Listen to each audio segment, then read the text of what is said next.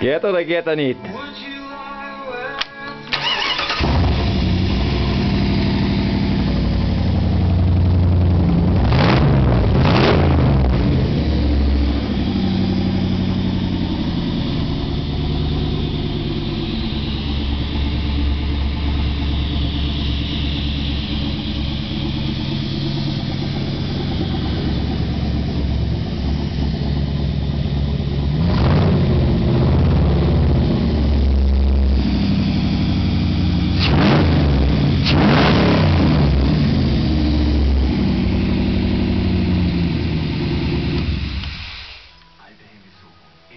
Wundertüte geben und ab damit in den nächsten Briefkasten.